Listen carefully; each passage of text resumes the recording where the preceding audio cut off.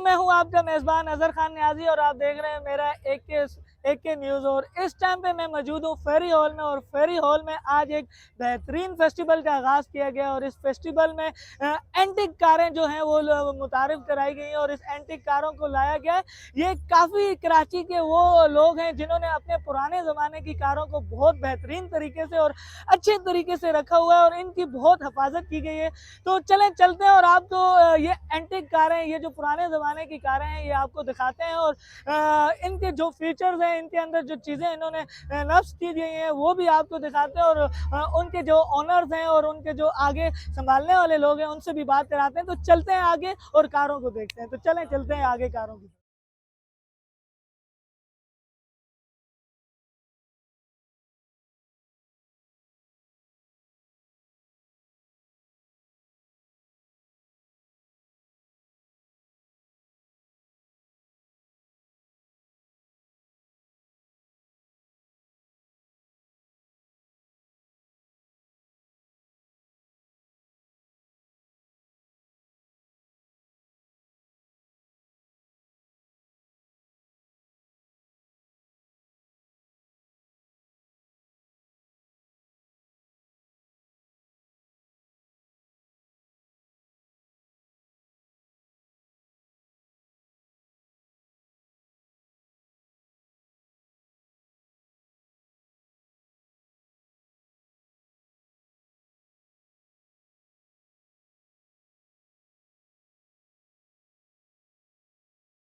अच्छा, तो इस टाइम पे हम फेरी हॉल में मौजूद थे और यहाँ पे जिस तरह मैंने आपको बताया कि एंटिक कारें हैं और इनका रिव्यू कराने के लिए मलक लियाकत साहब हमारे साथ मौजूद है। तो अस्सलाम वालेकुम सर। सर बहुत शुक्रिया कि आपने हमें टाइम दिया। और सर अभी आप कौन सी कार का हमें रिव्यू करवाने वाले हैं? भाई गाड़ियाँ तो सारी अच्छी हैं, सारे एंटीक भी है, विंटेज भी है, क्लासिक भी है। ये 1952 की MG-TD है। ये मेरे कैमरामैन से इजाजत है कि वो सर आप अपने फीचर्स बताएं इनके, ताकि हमारा कैमरामैन उसे कवर करता रहे। ये MG-TD है, अपने ज़माने की एक रोडस्टर आइकॉनिक गाड़ी होती थी और यंग लोग इसको बहुत पसंद करते थे। Kind of racer, sports car. और ये सबसे ज़्यादा मशहूर जो मॉडल था MG का, इंग्लैंड का ये गाड़ी होती थी पूरी दुनिया में। अच्छा, ये इंग्लैंड का एक मशहूर मॉडल था और चलें, ये माशाल्लाह इसकी खूबसूरती बता रही है कि जिस तरह इन्होंने रखा हुआ है इस कार का। तो इसके अलावा और कौन सी ऐसी कार है सर जो आपकी नज़र में सबसे बेहतर और जदीद तरीन है? यहाँ देखो, जदीद तो कोई नहीं है, यहाँ पे सब ही कदीम मतलब गाड़ियाँ हैं। कदीम है लेकिन कदीम में भी जदीद होनी चाहिए ना सर। इसमें जो है गाड़ियाँ सब बहुत अच्छी हैं। ये 190 SL है, ये अपने वक्त की बहुत बड़ी ज़बरदस्त गाड़ी है। आज भी मर्सिडीज़ की 190 SL 1961 की, और 1955 में शुरू हुई थी ये। इसके बाद मिनी मॉक है, ड्यूक रिवेरा है।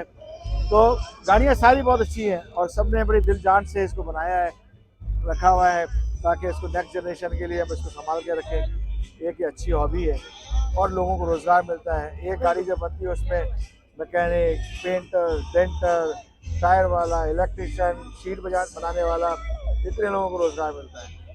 तो मैं समझता हूँ कि आने वाले वक्त में इलेक्ट्रिक गाड़ियाँ आ जाएंगी, तो ये बेचारे इतने सारे लोग क्या करेंगे। तो हुकूमत को चाहिए कि इनकरेज करे ये गाड़ियाँ। अगर जो बाहर पाकिस्तानी रहते हैं बगैर डॉलर खर्च किए आ जाए, तो गवर्नमेंट को यहाँ ड्यूटी भी मिलेगी डॉलर की कीमत में, और रोज़गार मिलेगा और यहाँ से एक्सपोर्ट होंगी, क्योंकि हमारे यहाँ मजदूरी सस्ती है और अच्छी है।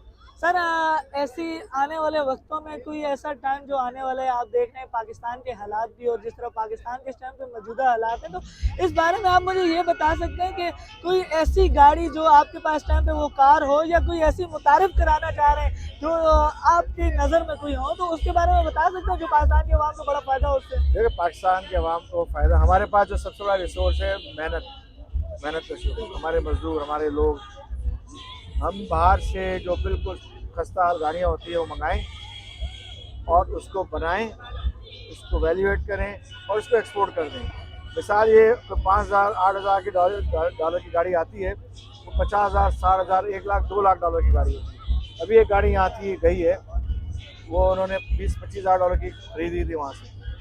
उन्होंने मेहनत की, 1 साल लगाया, 2.5 लाख डॉलर की वो अभी अमेरिका की उस पर लिस्टिंग में आई हुई सेल। 2.5 लाख डॉलर की। तो हम ये एक बहुत बड़ा एक कंट्रीब्यूशन कर सकते हैं उसपे, जो भाई हमारे लोगों को भी रोजगार मिलेगा। मैंने कहा ना, एक गाड़ी पे 8-10 डिफरेंट शोबे इन्वॉल्व होते हैं और हर शोबे में कितने लोग होते हैं। तो मैं समझता हूँ कि ये एक बड़ी खुशायद बात हो सकती है कि अगर इसको हुकूमत संजीदगी से ले और इसको एक्सपोर्ट करे और हमारा नाम भी रोशन होगा, और ये हमारी जो गाड़ियों जाती है डिजिटल, इसमें दुनिया देखती है। सर कुछ आगे आने वाले टाइम में कोई ऐसे इवेंट्स दोबारा कराची में हो सकते जी हैं? बिल्कुल होगा इंशाल्लाह। ये हुआ है और अगले साल भी होगा। इस साल में और 2-3 हमने प्लान किए हैं। रैलीज होती हैं पूरे पाकिस्तान में, इन गाड़ियों में जाते हैं और इंशाल्लाह जरूर होगा। Thank you so much sir time देने के लिए, और इंशाल्लाह उम्मीद है कि आपको भी अच्छा लगा होगा। तो